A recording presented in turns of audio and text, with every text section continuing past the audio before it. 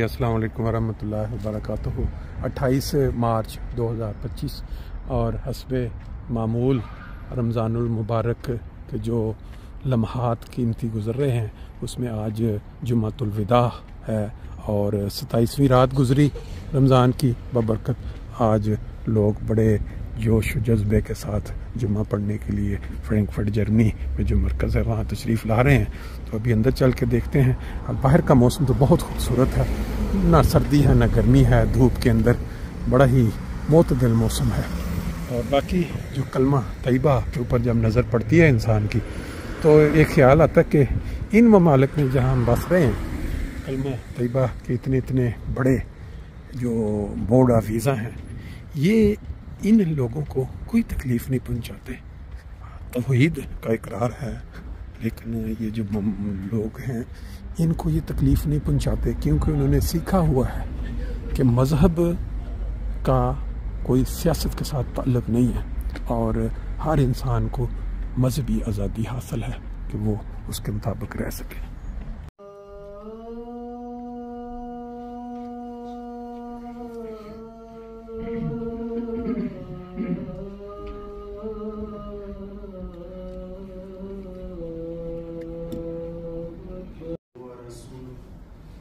أما بعد فأعوذ بالله من الشيطان الرجيم۔ جب ایک سوال کرے تو یقیناً میں قریب ہوں، میں دعا کرنے والی کی دعا کا جواب دیتا ہوں اور الحمدللہ ہم اس سے اکثر اس بات کا یقین رکھتے بھی ہیں، دعا کرتے ہی تھے، لیکن معاملات میں مثلاً سفر سے پہلے یا دوسرے ضروری معاملات کے حوالے سے آپ استخارہ کیا کرتے ہیں۔ استخارہ کا مطلب یہ ہے کہ اللہ تعالیٰ سے خیر طلب کرنا، اور یہ حضرت صلی اللہ علیہ وسلم کی سنت ہے۔ اور حضرت مسیح موعود علیہ السلام نے ایک جگہ یہ فرمایا ہے کہ آج کل اکثر لوگ استخارہ سے لاپرواہ ہیں، حالانکہ وہ ایسا ہی سکھایا گیا ہے جیسا کہ نماز سکھائی گئی ہے۔ اور روزمرہ کی زندگی میں اگر ہم دیکھیں معمولی باتیں ہوتی ہیں، کبھی کسی نے کہا ہوتا ہے، ادھر مشورہ کر رہا ہوتا ہے، ریسرچ کر رہا ہوتا ہے کہ دیکھو یہ ماڈل اچھا بھی ہے کہ نہیں، اچھا میرے کام کا بھی ہے کہ نہیں۔ اسی طرح گاڑی لینی ہو تو کوشش ہوتی ہے کہ کوئی ایسا کام جانتا ہو گاڑی کا، اس کو بھی بندہ ساتھ لے جائے تاکہ وہ مشورہ دے اور اس حساب سے بندہ پھر فیصلہ کرے۔ لیکن کئی دفعہ روزمرہ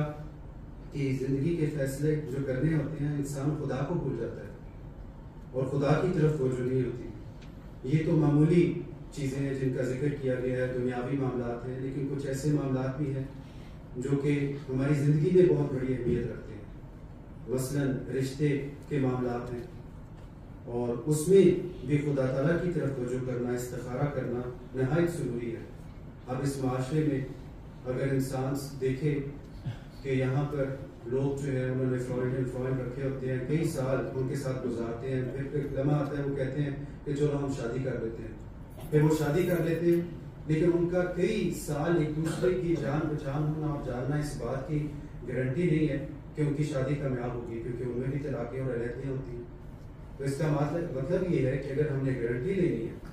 کہ کون سا فیصلہ ہمارے لیے درست ہے، وہ صحیح ہے، تو پھر ہمیں اس ہستی سے لینی چاہیے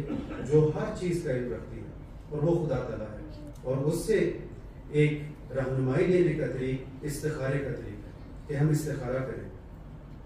تو استخارے کے حوالے سے حضرت مسیح موعود علیہ السلام ایک جگہ یہ فرمایا ہے کہ آج کل اکثر مسلمانوں نے استخارے کی سنت کو ترک کر دیا ہے، حالانکہ حضرت صلی اللہ علیہ وسلم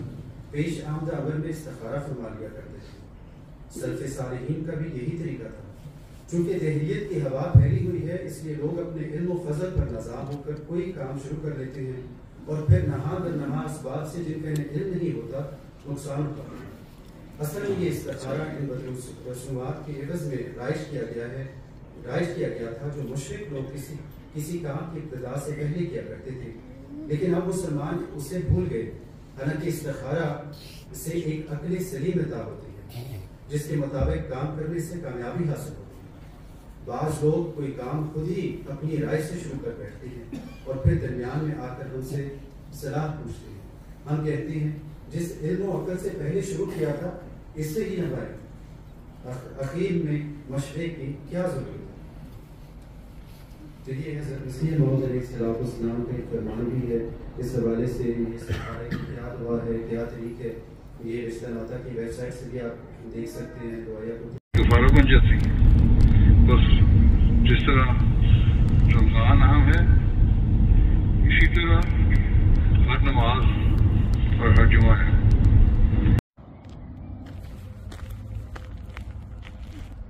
اللہ کے پیاروں کو تم کیسے برا سمجھے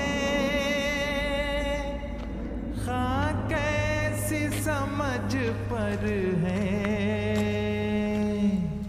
سمجھے بھی تو کیا سمجھے سمجھے بھی تو کیا سمجھے.